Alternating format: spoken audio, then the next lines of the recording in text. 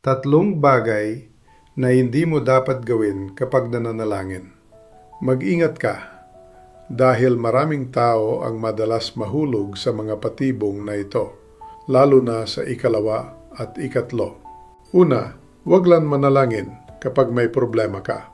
Ang Diyos ay hindi yung backup plan o parang ekstrang gulong na ginagamit lang kapag may sira. Siya ang iyong kanlungan, iyong patnubay, at iyong mapagmahal na Ama. Ang relasyon mo sa Kanya ay dapat tuloy-tuloy sa panahon ng kagalakan man o pagsubok.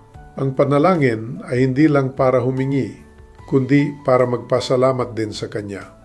Ikalawa, huwag kalimutan ang katahimikan pagkatapos mong manalangin. Madalas tayong makipag-usap sa Diyos, tapos bigla na lang tayong aalis. Nakakalimutan natin na ang panalangin ay two-way conversation. Ang Diyos ay nagsasalita rin sa katahimikan, sa marahang kapayapaan, o sa malalim na paninindigan sa puso. Maglaan ka ng oras para manatili sa Kanyang presensya at magdilay sa Kanyang mga salita. Ikatlo, huwag kailanman gawing transaksyon ang panalangin. Yung tipong, Panginoon, kung gagawin mo ito para sa akin, nangangako akong.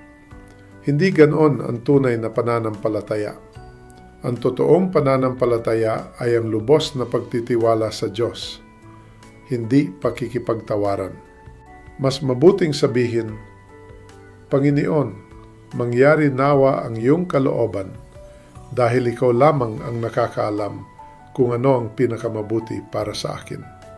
Kung ang mga salitang ito ay tumimo sa puso mo, isulat mo sa comments ang Amen.